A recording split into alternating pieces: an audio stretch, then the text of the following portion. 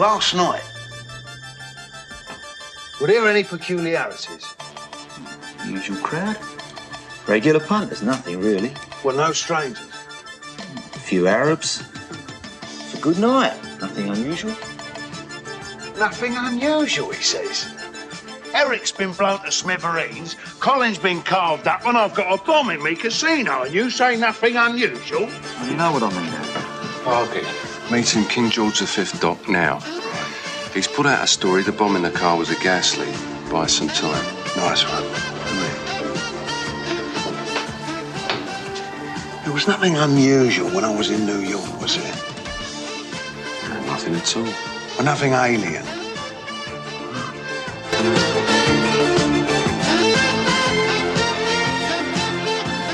All right, everyone, welcome back. We are back now to talk a little more crime drama, British crime drama, that is.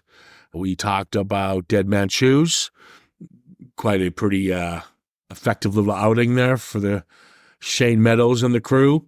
Doesn't have a lot of replay value for me because it's fucking depressing as hell. But we're going to turn the tables here a bit, and Trevor's now picked a gritty crime drama from 1980, and it is called The Long Good Friday.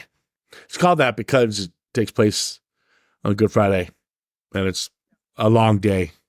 Yeah, well, yeah, but also as well, I think that they were sort of the Long Goodbye and all they were sort of tapping into there. So, yeah. But I think it had a working title. It was something completely different, but it just escapes me at the moment. But yeah, but it's not just a long day, but it's actually a long weekend. It should have been called the Long Easter Weekend. But it started on Good Friday with all the assassinations. Yes. All right, we'll jump into it here. Before I begin, I do got to correct myself on the movie They Live. It's very minor, but I'm a classy guy. I'm very classy, and I admit if a mistake has been made. It's very minor, but out of respect to the writer Ray Harris, the short story that They Live was based from, it was called 3 o'clock in the morning. I call it 3 a.m. in the morning. I know. Was it not 8 o'clock in the morning? I'm serious. Is it 8 o'clock in the morning? Give me a second. I'm going to check this now. Give me a second. I thought it was 3 o'clock in the morning. If you just give me a second. I thought it was 8 o'clock in the morning. I don't know. Quick, double check. Check up Ray Harris, short story They Live, and they'll pop right up. Yeah. Well, basically, I haven't read the story. I think it might be. If you bear with me, I'm going to check it now. They Live. Or maybe we're both wrong. That's so funny. I get this wrong. I probably did say 8 a.m., but my notes I put 3 o'clock. I don't know. I'm so fucking professional. I'm serious. Oh my God, dude. Give me a second. I'll do it. Short story. No. This is important to me. I'll not sleep. Ray Harris, They Live, short story. Yeah. See, there's not much coming up. 8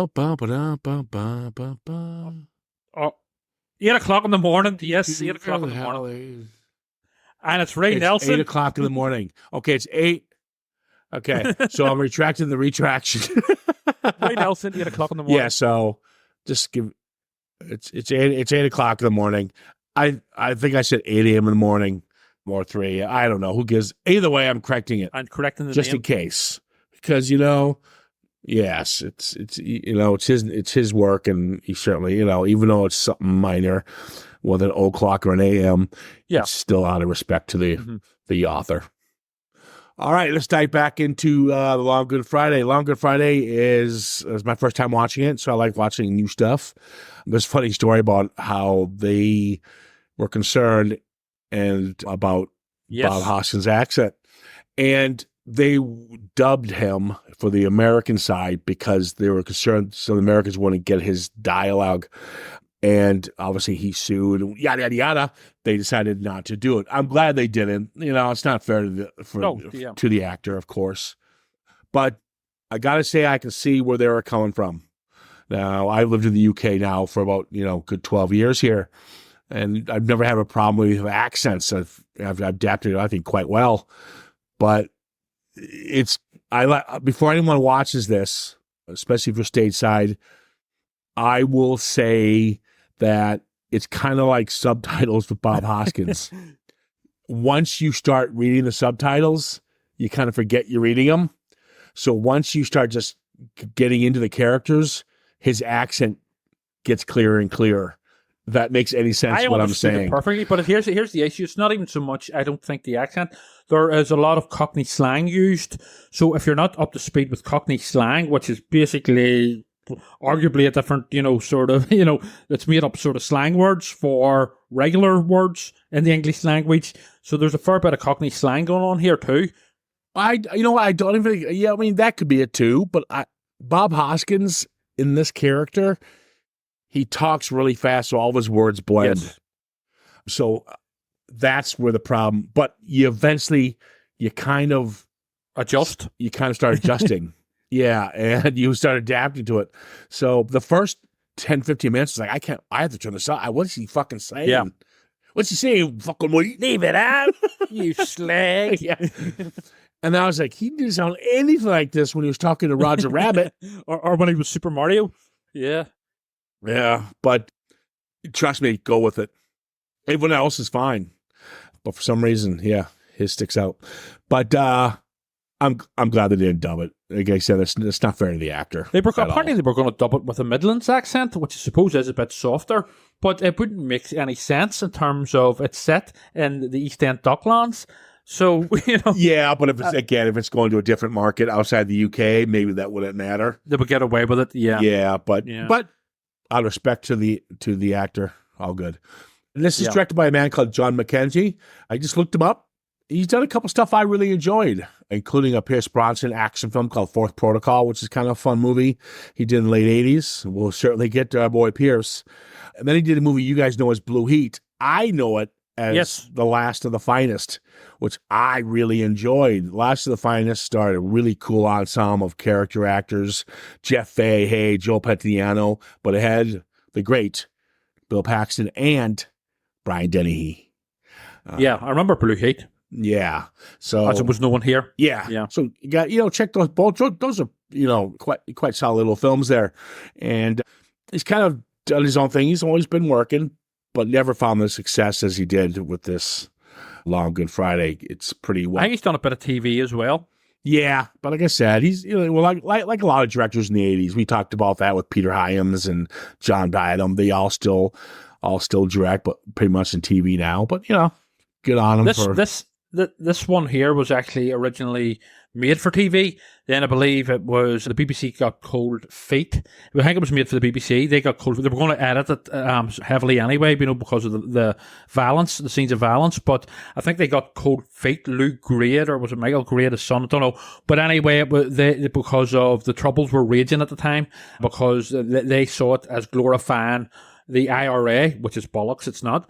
But so then it was Ringo Starr's, the Beatle, Ringo Starr's handmade films that come in, and they took it on, and it got then a cinema release.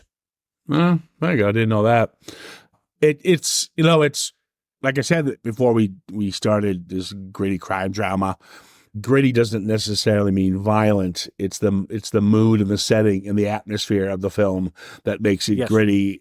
Yeah, there's violence in it, but again, it's one of those. It's images that you can see being played out in the real world. So that's what gives that gritty rawness. Doesn't necessarily you're going to see a man's head exploding, because this movie is more for the grittiness, more of the way the swearing and the characters and the unlikability of a lot of these characters, and it's rather than the violence. The violence is quite tame in this. I would say as well that although when the violence does happen, it does pack quite a punch. But I would say as well that a big part of the grittiness of this film would be, it's obviously heavily inspired by real life East End gangsters from the 60s and stuff, like the Cray twins, Mad Frankie Fraser, people like that. In fact, the Cray twins there, sort of basically crime business was known as the Firm.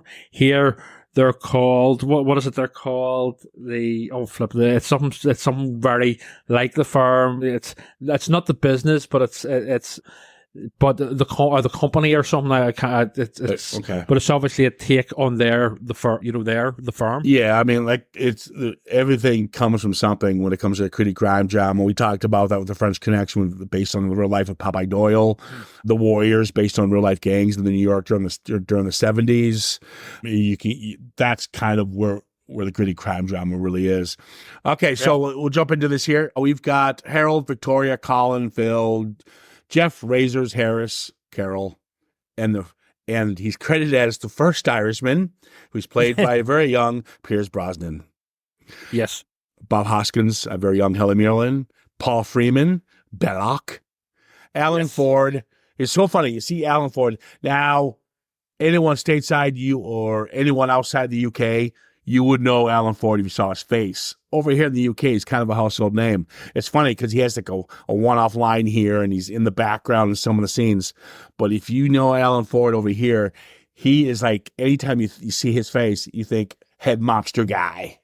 Yeah, he's the go-to East End Cockney gangster for the last 20 or 30 years, or probably longer.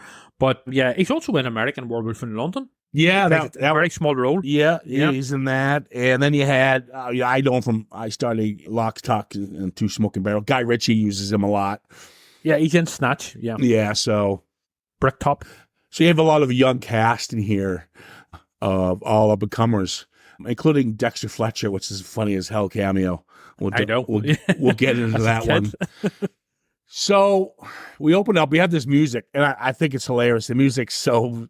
It's like it's almost like if the band Goblin, Dario Argento's but for Goblin. gangster films. It is. It sounds like Goblin mixed with disco music. Yeah, very late 70s, early 80s. Yeah, that transition where they didn't know where music was going. It was so bad, but I like it. But it was catchy. I was into it. There's some editing issues in the beginning here. I don't know. I'm sure you might have caught this. You have this whole opening sequence, about 9 minutes long, and you have a house. Yes. And then you have people in the house, and they're talking, shooting the shit. And then we see Belloc.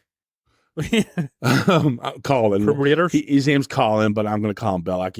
What's just going to happen. And he's got a briefcase. The briefcase gets delivered back to the house that we quickly get to. Then Belloc goes to a gay bar to hit on men, and then those men get killed, and the bodies are dumped in front of the house, which is where the money was dropped off, because they're going to take that money from them. It's quite a confusing opening. Yeah, I was fucking obviously lost. The first time you watch it. Yeah, it does sort of make sense later on whenever it's all explained what Colin was up to, along with, spoiler, Jeff and Councillor Harris. But when you're just like sort of watching this for the first time, you're going, what the hell's going on here? Okay, well, let's dive into it. I mean, people who's going to listen have seen it. So, yeah. This is the story here. So, Harris, yes, the lawyer, ended up... the counselor? The counselor. Lawyer. Yes. No. Counselor means he's a politician, basically. Oh, okay. Okay, the politician hires Jeff to take the money to the IRA and then take it back? No, what it is... I'm confused. Councillor Harris controls a lot of, basically stuff around East End of London and stuff, along with Harold, Bob Hoskins' character. Yeah. But on the building, along with building sites and companies and stuff. But the Irish builders, which there's a big Irish community, over in London, and there was at the time, the Irish builders are talking about going on strike. So Councillor Harris, I think this is right, wants to get the IRA to basically come over and put the shits up the Irish builders so that they don't strike. There's money involved, and Colin skims the money. So he does, and it pisses the IRA off. So the IRA also, Jeff is involved. Jeff went to war with Colin, and the IRA are of the opinion that basically this isn't just Jeff and Colin, which it was. This is also Bob Hoskins and his firm, his company, for want of a better term, his criminal company. So they're basically out for revenge. All right, so let me get this straight. So Harris tells him, give them the money so we can get them to come over here and work, the Irish workers, whatever, right? Yes, stop them on strike. Colin and Jeff drop off the money. And this is the opening scene here. So Colin and Jeff drop off the money to the IRA. Colin goes deliberately to try to pick up 2 gay men, get them out of the bar, has them kidnapped and then killed, and dropped in front of the farmhouse. Why?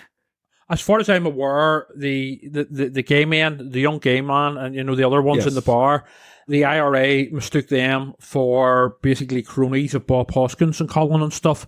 As far as I know, they're basically killed in the crossfire. They were basically falsely believed to be part of Bob Hoskins' sort of criminal empire. But why kill them? But they weren't. I don't understand this. Because they're brutal. Because they're fucking ruthless. No. Okay, so Jeff and Colin had those men killed. No, the IRA killed them, believing that they were criminal associates of Jeff and Colin and Bob Hoskins Harold. Okay, so this okay. So do you know what I mean? But you understand what I'm saying. This whole editing it is is confusion. So when the money gets dropped off at the IRA's house, and then we see the guns pop up through the windows. Yes. So that Jeff and Colin robbing the money back, and then they're stealing the money. Yeah. They give the money, then they take it back. It's kind of really confusing here.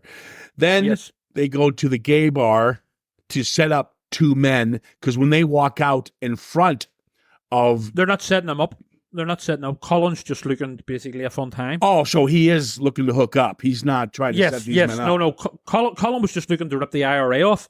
Whenever he's in the bar and he's looking to pick up that guy, and he does pick him up, he's just basically looking to shag. So he's from. So the 2 gay guys are friendly fire. Yes, exactly. Because they were associated with Colin that night. Yes, and the IRA ones thought that they were part of the criminal underworld of the East End, controlled by Harold. Okay. All right. Well, yeah. Guys, just go ahead and watch it. Trust me, the questions I'm asking do make sense. As far as my understanding, that is correct. Okay. All right. It does have that kind of feel where, what the fuck? Like when we see Carol at the funeral, she's driving a fetal procession, she gets out and spits on Jeff. You have no idea what the fuck that means until near the end. Later on.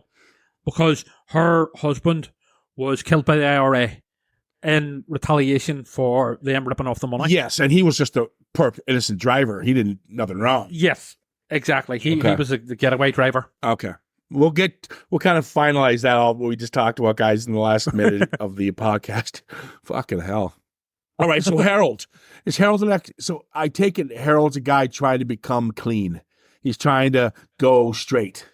No. Harold's story is basically he's a bad bastard, but for the last 10 years, through ruthless means, he has brought peace throughout London in the underworld. But he rules with an iron fist. But he runs a show basically. But he has also meant that there's no shit. Nobody gives him shit.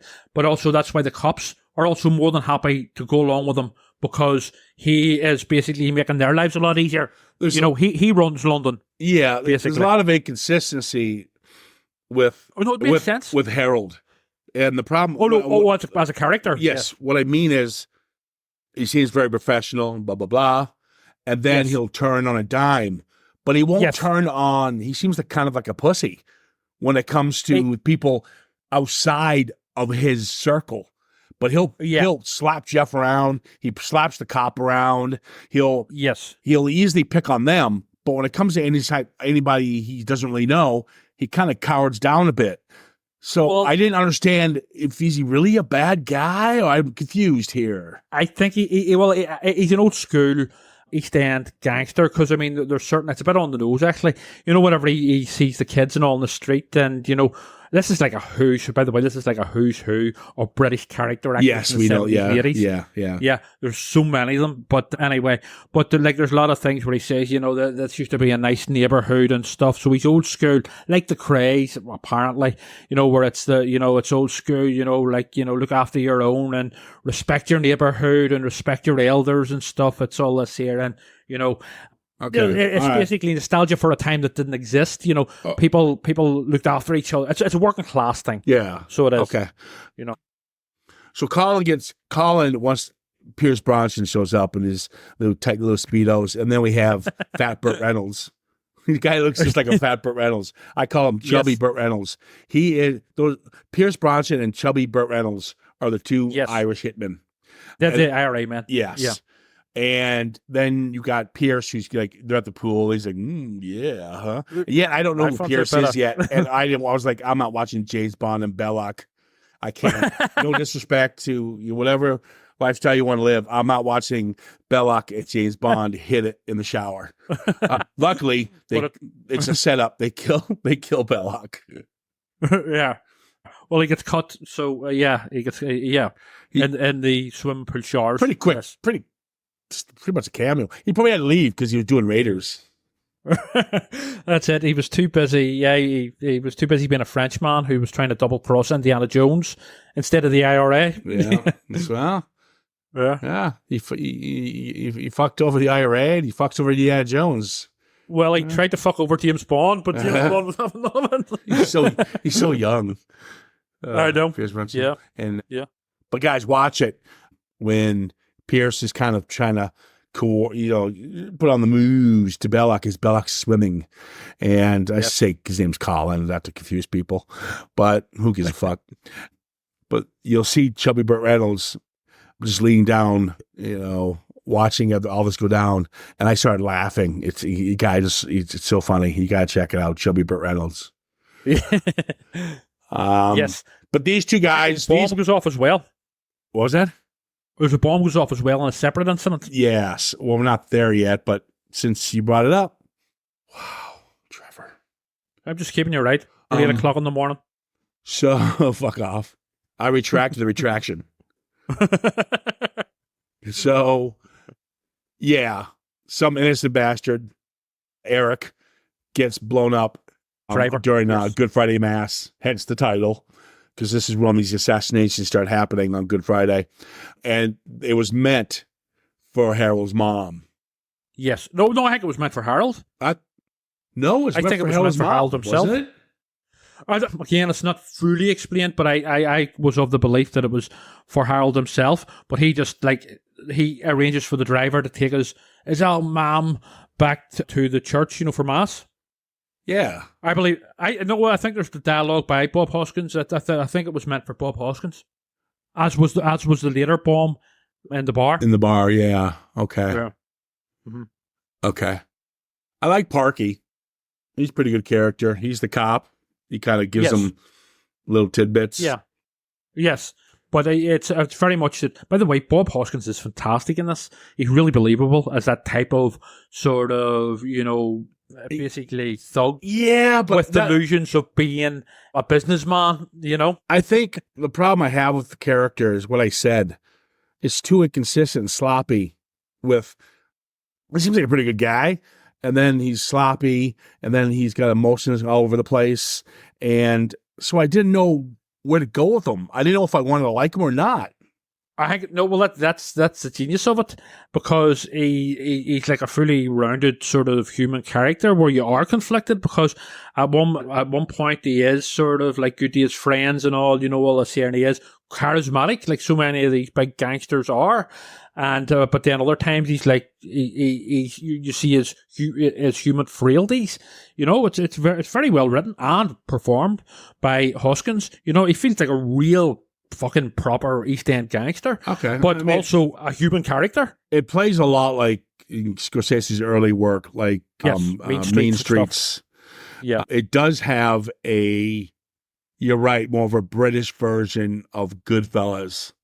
Yeah. Where you get to know this small little cluster of gangsters. Yes.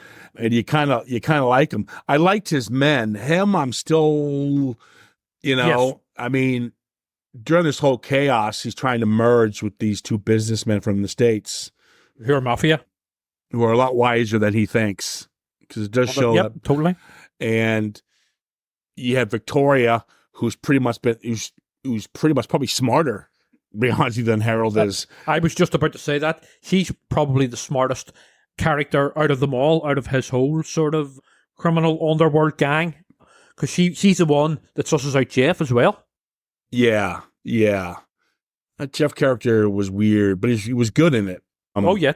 There's the scene where I was confused because I thought there was an affair going on between Victoria and Jeff. Because as you know, when Jeff walks into to the penthouse, he makes a comment, "I want to lick your body all over." I want to lick you all over. Well, yeah, that's foreshadowing that Jeff's loyalty or lack of to Harold. I would say as well, Derek Thompson, who plays Jeff, that was his first film role.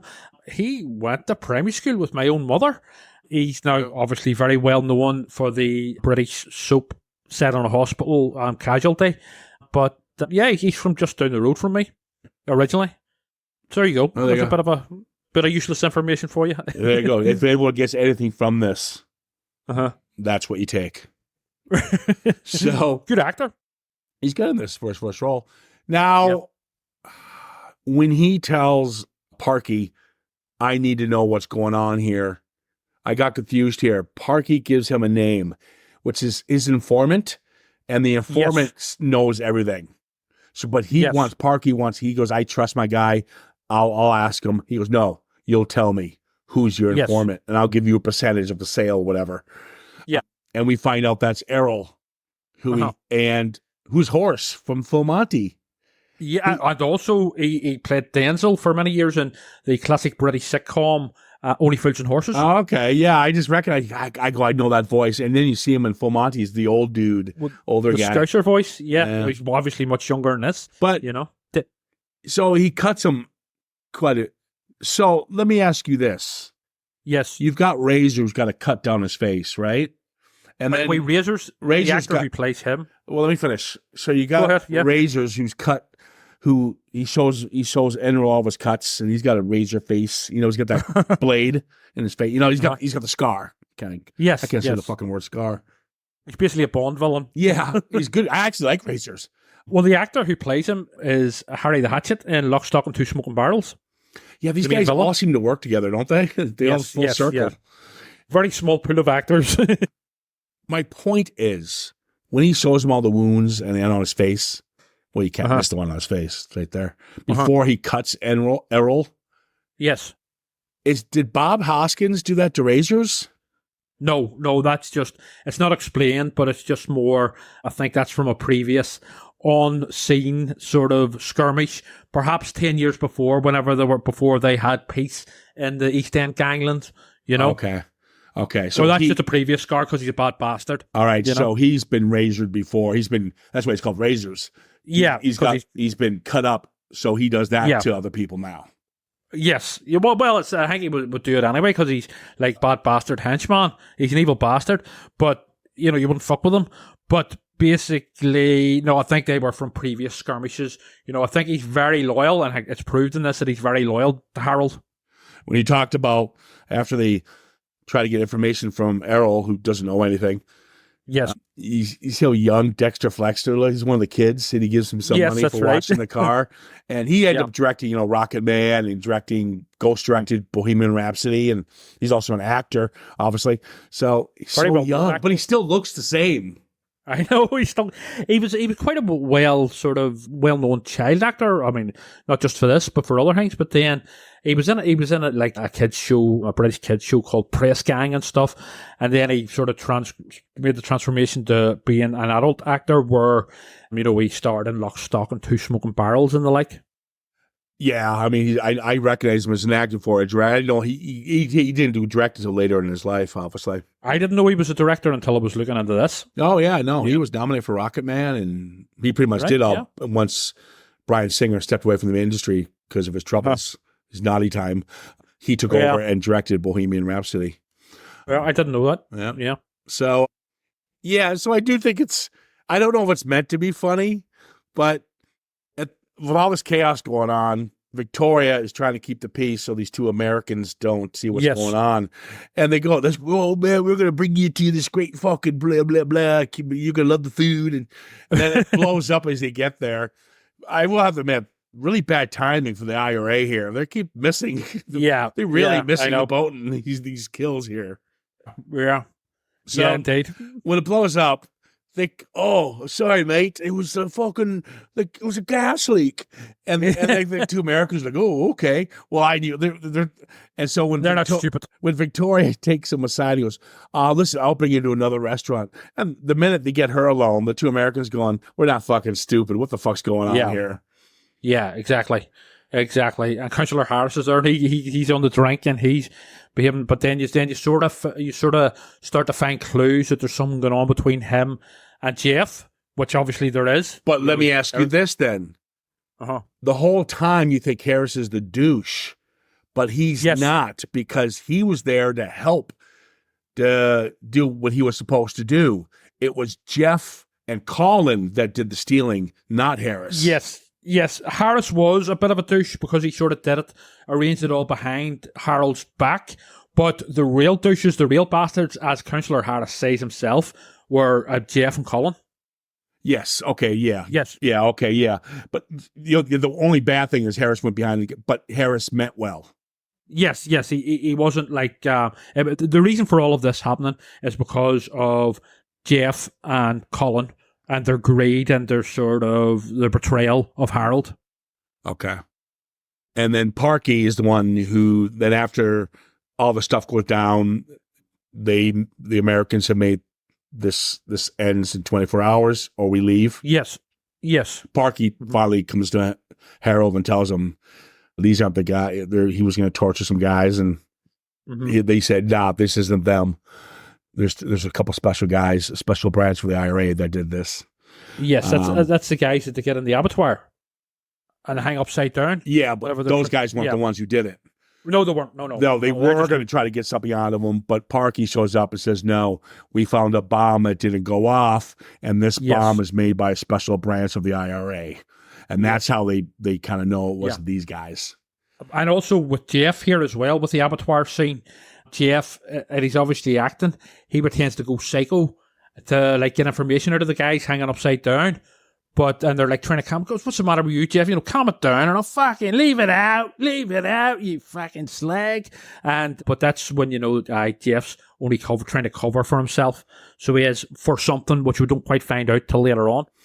There's a nice scene with Helen Mirren and Victoria there, because she's a cool cat through this whole fucking thing. Oh yeah, and then she finally breaks down. Yes, it's actually a really good scene for her character, because she's been so calm and chilled, and when they're up in their pet house, she finally says, "This is," she's scared. Yes, we'll see that her reaction at the very, very end. It's kind of creepy, actually, if you pause it. But she's quite posh compared to the rest of them. She would be upper middle class type. Yeah, it even says that she's friends with Princess Anne and stuff. When she played hockey or lacrosse with her or something like that at the beginning. Who was the guy that was crucified? The guy he was some Irish informant guy, I think, and I believe that was Jeff and stuff did that to him to shut him up before he spilled the beans on them. But it's not fully explained. You had me. See, there's some sloppy here. The beginning, bad, some rough editing, but you kind of get it once you get the pieces together. Mm-hmm. But with this scene, when the guy's nailed to the floor, still alive. Yeah. But we should have been introduced to this guy. The thing is, all of it, this is pretty tight, the script, but you have to pay super duper attention to every single piece of dialogue.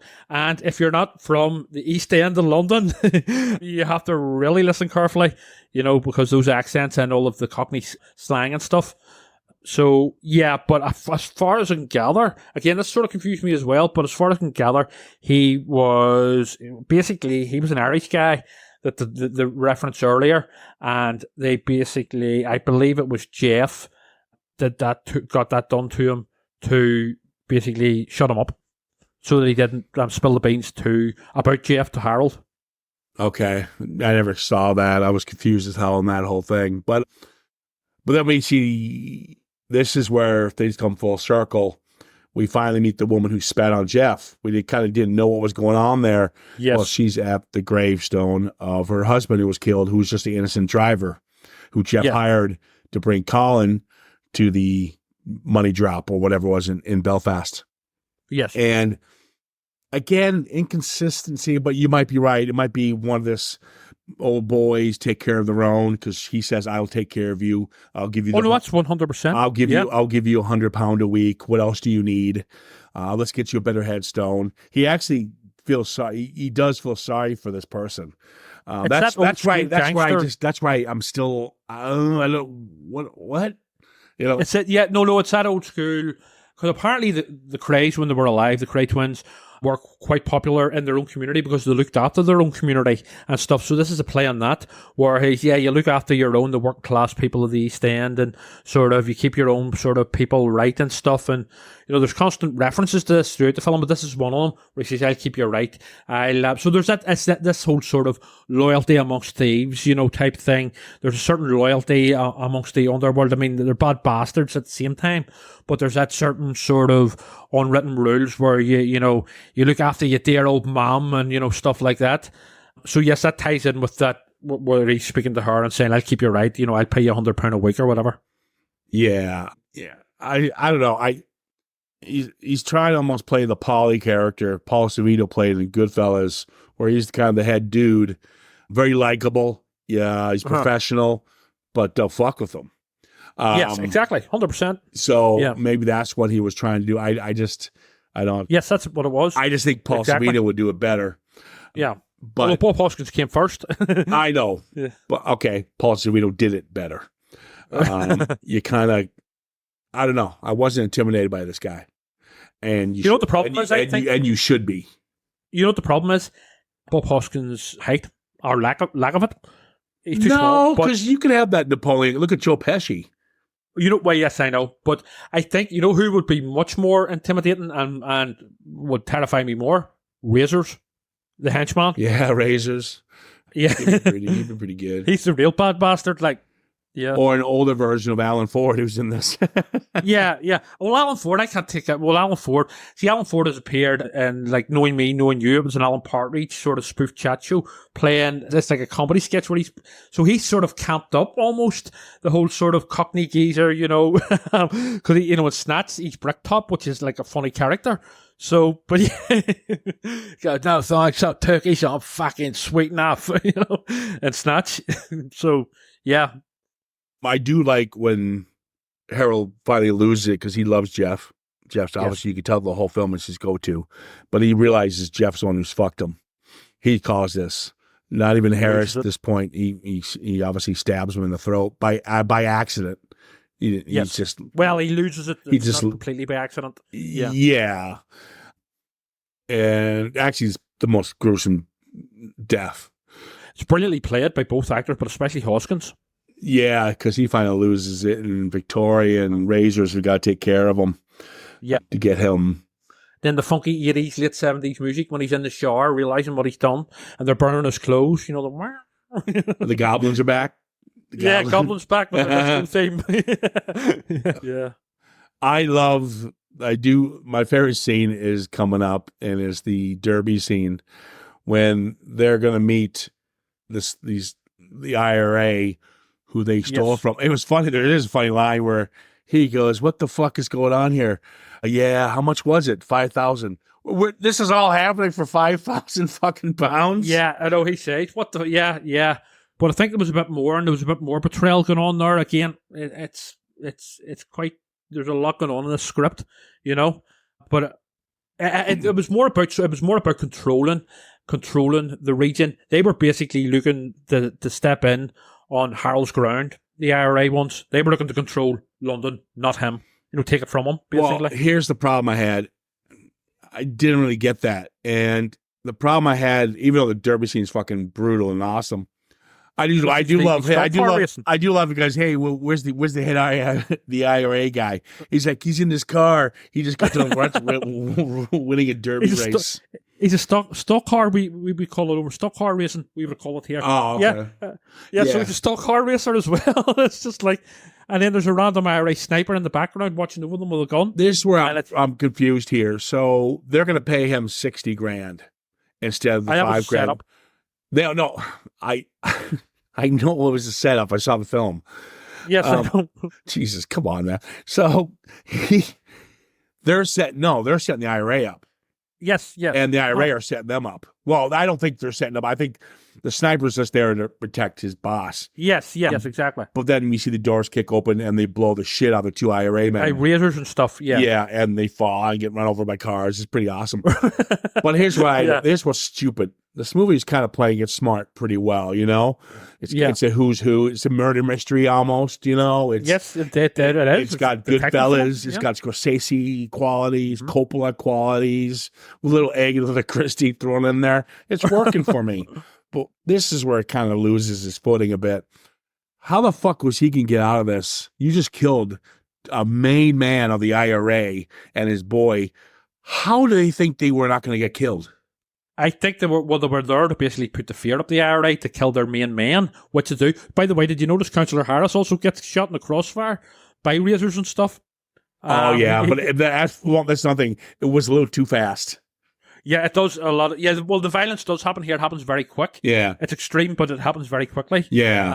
But yes, basically, they were going to war, but with the IRA, well, arguably the IRA had went to war with them first, although you could say it was because of Colin and on Jeff, you know, their lack of loyalty and basically their greed. Agreed. Yeah.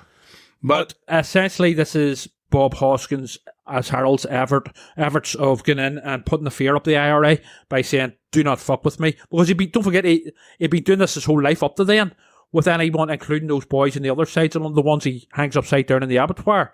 So this is how he deals and how he had up to this point, dealing with any rivals. I think it was stupid. I think if they played with the 60K, they would have got away with it. Well, but then the IRA would have controlled their patch. Who knows? In fact, the entire patch. Yeah. Well, they don't get away with it. Because I do like they get in the cab, and there it is. James Bond and Chubby Burt Reynolds. Yeah. They're back from they're right off. They've told themselves off. There's a nice shot, which I brought up earlier with Helen Mirren, when her car is passing his car, and she's just got into a cab with the IRA in there. She didn't know was the IRA. Yeah. And you can see her screaming for help. And also, apparently, now it's apparently you'd literally blink and you'll miss it. And I missed it, but I was just reading up on it. Apparently, also in that shot, if you zoom in really closely, Razors has been shot in the head dead as well. You know, whenever she's in the car, screaming and going, help me, you know? Oh, okay. Yeah, because he's kind of her protector, so that makes sense. Yeah. But yeah, then you see Bob Hoskins, and it's like a minute, 2 minutes long of him in the back seat, just with Pierce Brosnan, with Goblin back, and then Pierce Brosnan just looking at him, smiling with this silencer, and you see Bob Hoskins like, fuck me. He knows he's screwed, but that's brilliantly played by him. Yeah, but he was screwed. You just don't. Oh yeah, of course he was. His arrogance got the best of him. Yeah, you weren't gonna fuck with these guys. It's an old story, rise and fall of a gangster, but you know it's at times confusingly written, but still brilliantly written. If you know, but I think especially by Hoskins, brilliantly performed. All right, you know, is this one of your classic? Is this one of your favorites then? I don't know if it would be one of my favourites, but out of the whole sort of subgenre of British gangster films, I would consider it as one of the best. Okay. You know, definitely. And it's obviously inspired the likes of Guy Ritchie with Lock, Stock and, you know, Snatch and other ones like that. But it would certainly be one of the best, if not the best, British sort of crime gangster thriller. Yeah. You know, what do you think, as an American? I enjoyed it. I mean, I like all the little subgenres blended in there, gangster, mystery, and all that stuff. And every actor in it's funny because you recognize them as they're so young, and it's kind of fun, you know, seeing a young Helen Mirren and see Bob Hoskins outside talking to a rabbit. And but you know, Belloc not harassing Indiana Jones. Belloc trying to, you know, trying it on with James Bond. Yeah, trying to get on with 007. Oh, 00. But yeah, I was entertained. I enjoyed it. I don't think I like better crime dramas. Gangster #1, I think is better. So I think Roddy McDowell's in that one, and I like all the Guy Ritchie stuff. The Gentleman is such a fucking great film. Guy Ritchie's are more stylized as opposed to. Well, this is more I don't think gritty. I don't think they're stylized when it comes to his older. His new stuff, I'd give you yes on that. But I think Snatch and Lock, Stock, and Two Smoking Barrels are pretty. Well, they're sort of almost Tarantino sort of Yeah, as well. Yeah, you know? yeah. More of a Reservoir Dogs feel to them. Oh yeah, but yeah, no, it was good. I recommend it. I'd watch it again. I mean, it's something I'd revisit easily. So it was a fun watch. Everything works. Mm-hmm. But yeah, so there you go, guys. So there you go. What we got? We got The Long Good Friday, which gets a pass, and Rewatchability. We got Dead Man's Shoes, that you recommended as well. Yep. Gets a pass, but there's no rewatchability. Just because I don't know how people can sit back and watch that over and over again. I mean, that's just some sick shit. And then you got The Wicker Man, which is utter shit. So shit. You've got two Three passes. classics I picked. You've got two passes and one pile of shit in the corner. No, but 3 classics I picked of British cinema. Yeah. The Wicker Man, Dead Man's Shoes, and The Long Good Friday. We've decided we're going to go something more deeper and thought-provoking now. We're going art house, aren't we? We're going to go art house. Yes, right.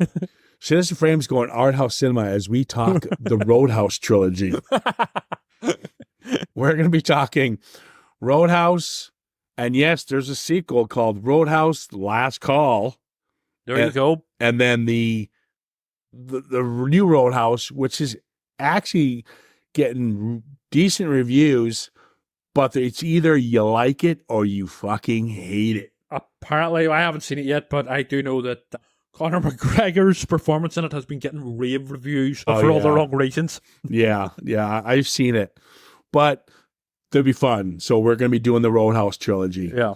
Classy stuff. We'll throw another one in there because these 3 are going to be very easy to do. Yeah. But yeah, cool. Thanks, Trevor, for picking some of those. It's nice being introduced to a new film, Long Good Friday. I've known about it. I've seen it. Yeah. It just got released on 4K. It was a big release. So I might own it. I might put it in my collection. Cool. So it's definitely, Dead Man's Shoes is always, solid little filmmaking. Oh, yeah. All right, guys, give us a shout on Citizen Frame _podcast on Instagram and, of course, Facebook. The new issue of Phantasmagoria Hellraiser Edition is out now, available on Amazon worldwide, locally in Belfast here in Forbidden Planet, and a series of different stores in the United States. Yep. Our Hellraiser special. Yepers. We got some cool things coming up when it comes to people involved with Hellraiser and stuff. So, yes, guys, hold on. We got some treats. Watch this space. So we'll just give you some sweet Roadhouse just to whet your appetites. Just until we figure out what we're gonna do next. Yeah. All right, guys, take care of yourselves. Thanks for listening. Have a good one.